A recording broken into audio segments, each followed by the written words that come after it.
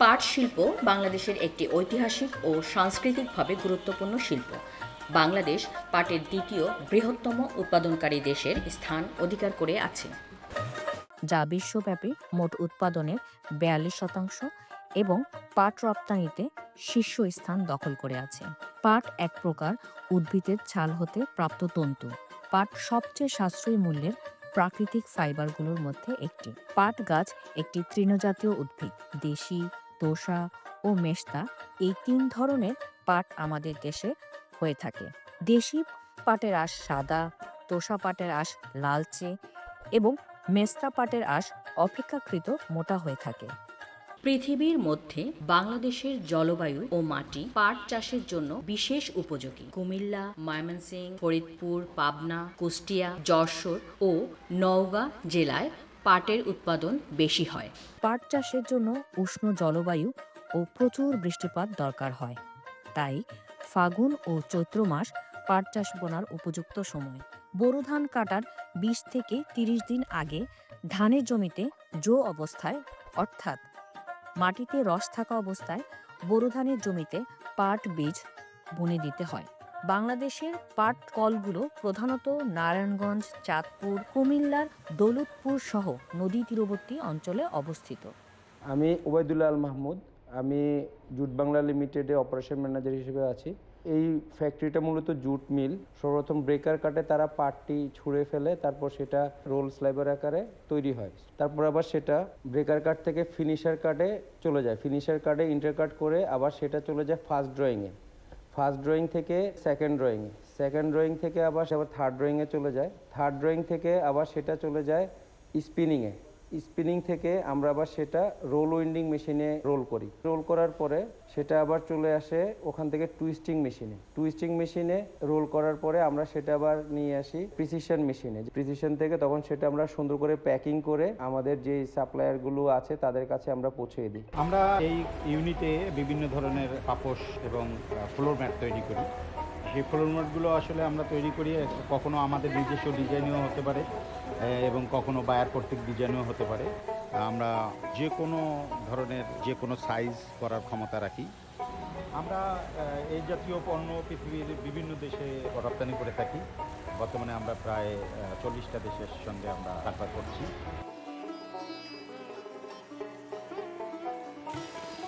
বাংলাদেশের পাট শিল্প একসময় বিশ্ববাজারে সোনালী আঁশ হিসেবে পরিচিত ছিল। বাংলাদেশের অর্থনীতিতে পাট শিল্পের গুরুত্ব ঐতিহাসিকভাবে অপরিসীম। একসময় পাট ছিল দেশের প্রধান বৈদেশিক মুদ্রা অর্জনের খাত। কিন্তু সময়ের পরিক্রমায় কৃত্রিম তন্তুর আগ্রাসন এবং আন্তর্জাতিক প্রতিযোগিতার কারণে এই শিল্পের গতি কমে যায়।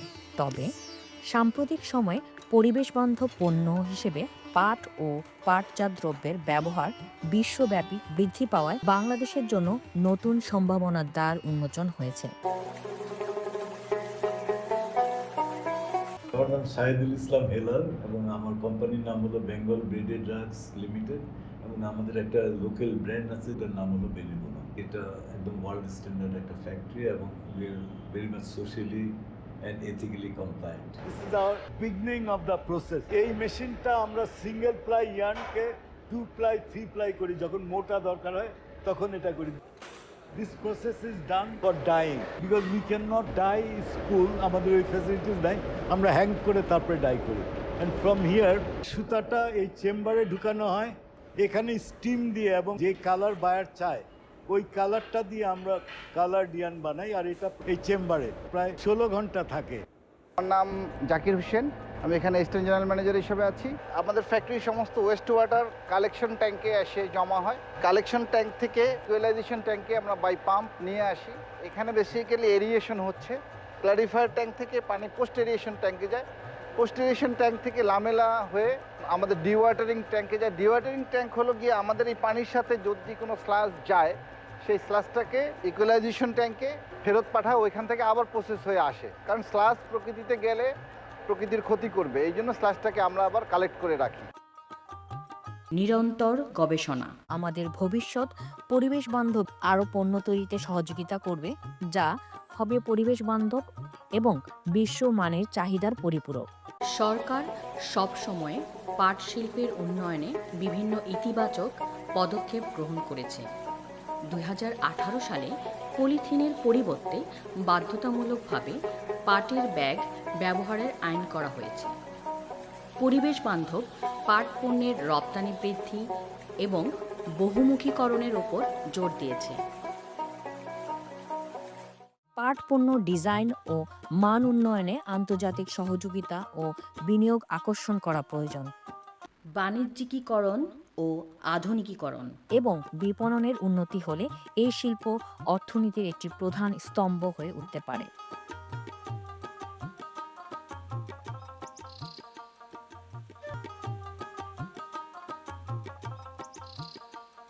আমি প্রথমে এখানে জয়েন করেছি হেল্পার হিসেবে, তারপরে আমি অপারেটর হয়েছি। আর এখন সব কোয়ালিটি ধরনের ব্যাগ, বাস্কেট, যে কোনো ধরনের মাল আসলে এটা আমরা বানাতে পারি।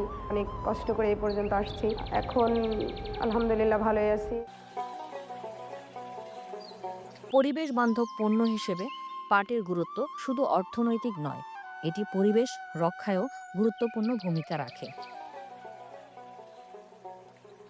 আমাদের এখানে 400-450 ভিতরে লোকজন আপ ডাউন করে, শ্রমিকটা, এবং 95% ফিমেল ওয়ার্কার এখানে কাজ করে।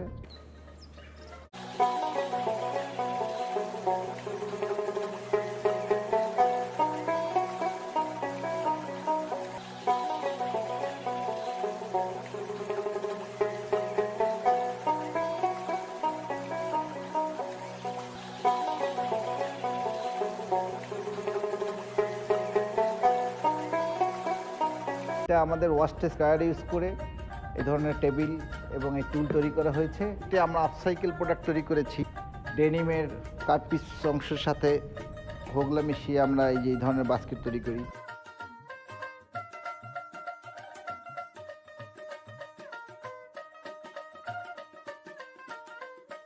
বর্তমানে পাট থেকে নানাবিধ পণ্য যেমন bag, geo textile, composite, board ছাড়াও উৎপাদিত হচ্ছে বিশ্বমানের চাহিদা সম্পন্ন পাটের বহুমুখী পণ্য। বিশেষ করে উল্লেখযোগ্য ব্যক্তিগত পণ্যসমূহের মাঝে রয়েছে fashionable bag, purse, laptop bag, জুতা, জুয়েলারি ইত্যাদি। পরিধেয় বস্ত্রের মাঝে রয়েছে জামা, শাড়ি, পাঞ্জাবি, জ্যাকেট ইত্যাদি। ঘর সাজানো পণ্যের মাঝে বিশেষভাবে উল্লেখযোগ্য carpet, rug, floor mat, doormat, table lamp, placemat, runner, coaster, tissue bag holder ইত্যাদি। অত্যাধুনিক আসবাবপত্র দখল করে নিচ্ছে একটি বিরাট বাজার। যেমন পাটের চেয়ার, মোড়া, এমনকি গাড়ির অভ্যন্তরীণ সাজসজ্জা।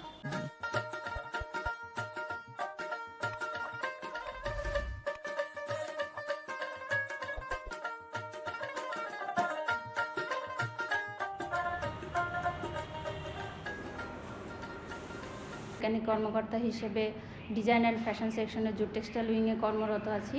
আমরা এখানে বিভিন্ন ধরনের টেকনোলজি নিয়ে কাজ করার চেষ্টা করি। স্বাভাবিক যেভাবে আমরা পাট বলতে জানি যে বস্তা বা চট হিসেবে ব্যবহৃত হয়, এর বাইরে এসে আমরা যেন ডাইভার্সিফাইড প্রোডাক্ট তৈরি করতে পারি, সেই জন্য আমরা পাটের উপরে বিভিন্ন ধরনের প্রোডাক্ট, ট্রিটমেন্ট এবং টেকনোলজি প্রয়োগ করে থাকি। আমি বাংলাদেশ পাট গবেষণা ইনস্টিটিউটের পাইলট প্ল্যান্ট অ্যান্ড প্রসেসিং ডিভিশনের চিফ সায়েন্টিফিক অফিসার হিসাবে দায়িত্ব পালন করছি। জুটের ফেলে দেওয়া অংশ দিয়ে আমরা বহুমুখী পাট পণ্য উৎপাদন করি। ফেলে দেওয়া পাট পণ্য যেমন পাট বস্ত্র, পাটের সুতা, এগুলো দিয়ে আমরা কাগজ বা কাগজের মণ্ড তৈরি করি। বিদেশে সাধারণত হেম্প বা অন্য ফাইবার দিয়ে তৈরি করে, জুট ও ন্যাচারাল ফাইবার আমরা জুটের ফাইবার দিয়েও কম্পোজিট তৈরি করতে পারি। এই কম্পোজিট বিভিন্ন মাত্রার হয়। এখানে শুধুমাত্র কাগজ দিয়ে তৈরি করা হয়েছে, বিভিন্ন লেয়ারের কাগজ ইউজ করা হয়েছে। এগুলোকে আমরা টেবিল অর্গানাইজারে ব্যবহার করতে পারি। তারপরে ফার্নিচারের পিছনের যে ভেনিয়ার বোর্ড থাকে সেই কাজে ব্যবহার করতে পারি, ফলস সিলিংয়ের কাজে ব্যবহার করতে পারি। আমরা পাটের শাক বা পাটের পাতা থেকে প্রক্রিয়াজাত খাদ্যপণ্য তৈরির কাজ করে থাকি। যেমন পাটের পাতা থেকে আমরা ভেষজ চা বা হার্বাল টি তৈরি করি। পাটের পাতা ব্যবহার করে আমরা সবজি বিস্কুট তৈরি করি। পাট পাতার ফ্রোজেন ভেজিটেবল, পাট পাতার স্যুপ, পাট পাতা থেকে নুডলস, এ সমস্ত খাদ্যপণ্য তৈরি করে বাইরে এবং দেশের মার্কেটে বাজারজাত করা সম্ভব। যদি এসব উদ্যোগ কার্যকরভাবে বাস্তবায়ন করা হয় বাংলাদেশ পাটের দ্বিতীয় বৃহত্তম উৎপাদনকারী দেশের স্থান অধিকার করে আছে। আপনারা কি পাট পণ্য নিয়ে কাজ করতে আগ্রহী?